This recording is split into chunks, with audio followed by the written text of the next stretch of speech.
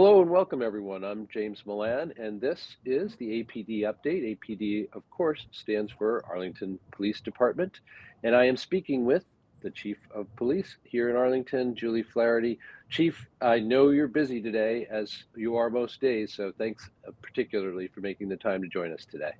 Thank you for having me, James. We always appreciate it. It's the holiday season, of course, and there's plenty to talk about in terms of guidance that you might give around safety and avoiding scams and things like that. And also, I'm sure, initiatives that the police is taking to safeguard all of us during this holiday season. We will get to that. I'd like to start, however, by talking about the recent trainings that the police department underwent that were conducted by the Matthew Shepard Foundation. I spoke to Jill Harvey, our Diversity, Equity, and Inclusion Director here in town, a couple of weeks ago for a DEI update, and she gave her perspective on those trainings and the community involvement therein. But I'd love to hear from you and get the police's perspective about those trainings, their goals, and what your takeaways were from the whole experience. Sure, thank you. Yes, it was great to partner with Jillian Harvey on this training, and it was really great to have the Matthew Shepard Foundation come to Arlington. We had been planning it for several months, and it was a great training. The training is called Creating Safer Communities. It's a hate crime training that the Matthew Shepard Foundation does for many communities throughout the country, and it's really focused on hate crime reporting for prosecution and police investigations. And it really offers tools to police officers to help improve relationships with marginalized communities and really understand the need for accurate hate crime reporting. So the first part of the day was focused on police officers. We had approximately 40 police officers in the room. And then at noontime, we invited members of the community, and we had about 45 community members come in for a discussion with families of victims of hate crimes. And that was moderated by Robert Trustin from the ADL. So in that group, we had the parents of Matthew Shepard, Mr. and Mrs. Shepard. We also had the mother of Heather Heyer, who was killed in Charlottesville, and we had the parents of Lieutenant Richard Collins, who was murdered at the University of Maryland. So it was a great discussion. We were able to speak with them, ask questions. The community was able to ask questions of the families. And I think the biggest takeaway for me that the families did express was how important it is for the communities and police departments to work together and to have that trust and to build relationships. So when these type of horrible tragedies occur, if they occur, that we have these relationships that we can work together to get through things. And it does sound indeed like this training itself and the experience thereof, which is very intense and powerful from everything I have heard. It sounds like these trainings are doing exactly what you were just describing, building those relationships between the police and the community in a way that is going to serve everybody, should anything ever so tragic happen in this community or for other purposes as well. So great to hear about that. Thanks so much. Moving on to talk about the holidays. There's always lots to be, obviously lots to celebrate, of course, but also things to be concerned about around this time of year. I'm wondering if you can begin by telling us about any particular initiatives that the police department's undertaking as we hit the holiday season. Sure. So this year we're continuing our holiday stroll, and what that is really is our police officers being out in the community, being out in business districts. If you're driving up Mass Ave, you'll see our officers walking around the business districts, visiting businesses, visiting restaurants, talking to community members, and discussing and addressing any concerns people have. It also gives us a chance to to engage with business owners or people working in businesses. It's been a couple of years since we've been able to really go in and out of businesses because of COVID. So we want to make sure that we have updated information for our files in case we need to contact anybody in the event of emergency when businesses are closed, and really just to talk about any concerns that people are having, and give some tips on, if they suspect any shoplifters, and things of that nature. We were really fortunate to be hosted by the Cambridge Savings Bank and the Chamber of Commerce a few weeks back, at the Cambridge Savings Bank, where we brought in some business owners in town, and we were able to talk to them about target hardening and purchasing cameras. And we gave kind of an overview of some of the different scams and identity thefts that we've been seeing. So it was a great afternoon, and we really made some good connections, and we were happy to assist any business owners in some of the concerns and questions that they had. Yeah, sounds like you have the business community pretty well kind of targeted for your help and guidance. How about individuals? How about residents? Because I know that you're always on the lookout and trying to make others aware of the various, not just safety tips around this season, but also the kinds of scams that might be particularly, people might be particularly targeted at this time of Mhm. year. So, what can you tell Right. us about that? So far this month, we've already have seen an increase in package thefts from people's residents. So we want to make sure we get the word out to people that the steps that they can take to protect their packages. We have seen people coming onto property or people's front porches or even in their backyards and taking packages. So we want to make sure people are aware that could happen. We advise people, if they can, to open up a PO box and have their packages delivered there.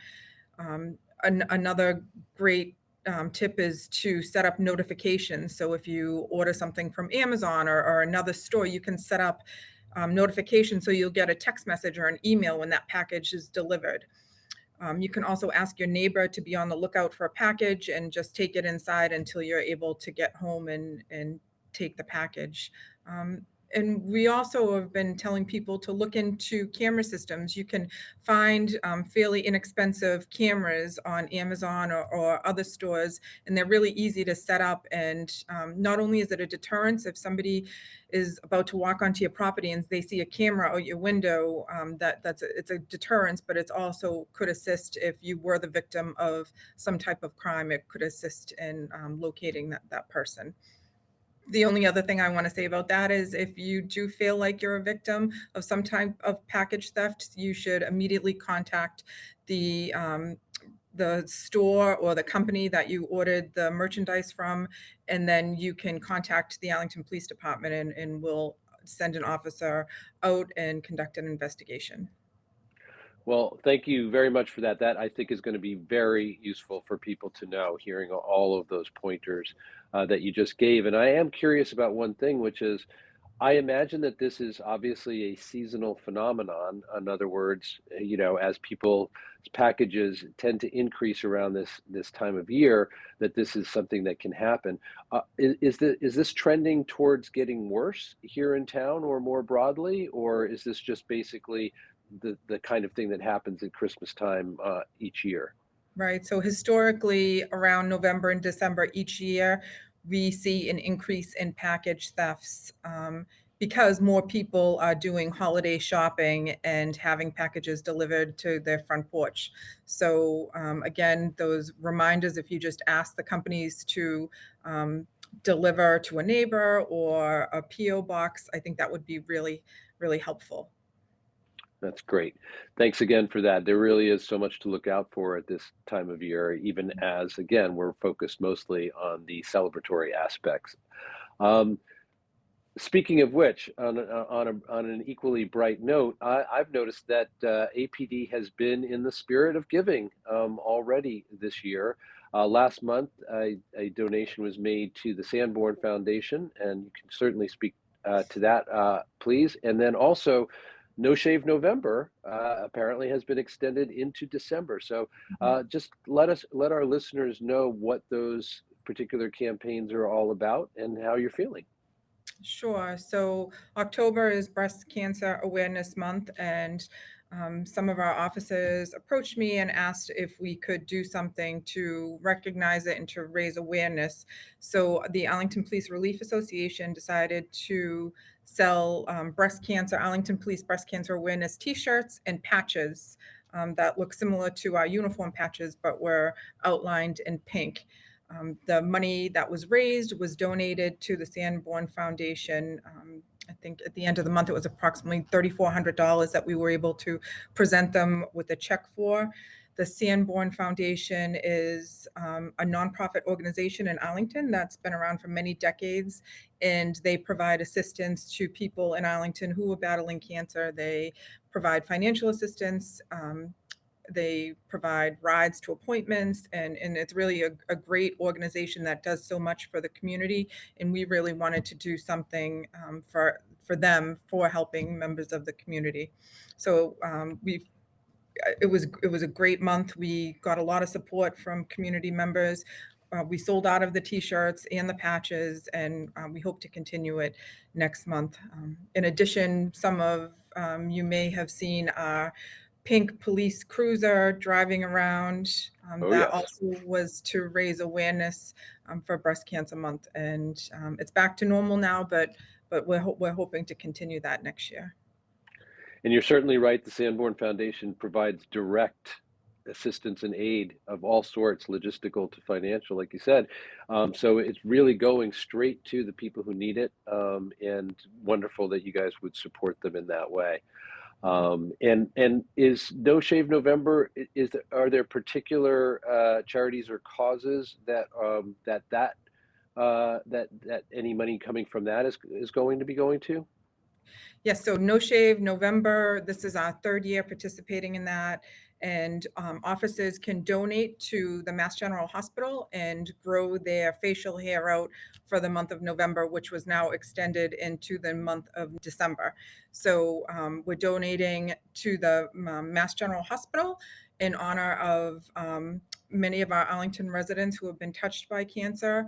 The donations will be going to cancer research, and we are donating in support of our own retired Lieutenant Dan Kelly, who's been battling cancer for several years. So we were happy to extend it into December. We're around $8,000.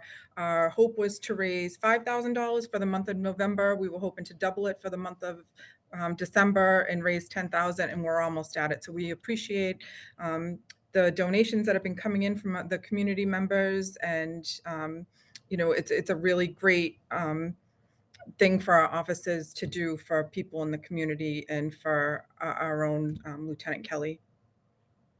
Well, those are two great topics with which to close this APD update. I do want to remind people that you have spent a lot of time kind of letting us know that yes, there's plenty to be enjoyed in this holiday season, but also things to stay aware of. And thanks for again the pointers and guidance you've provided around that. I am sure that you and the department will be busy through this season, safeguarding us in the traditional way.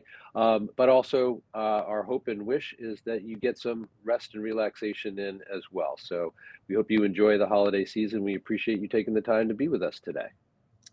Thank you very much, James. You too. I have been speaking with our Chief of Police, Julie Flaherty, of course, for this APD update. Happy December to everybody, and thanks again to the Chief. And thank you for joining us as well. I'm James Milan. This has been the APD update for December 2021. Thanks for joining us. We'll see you next time.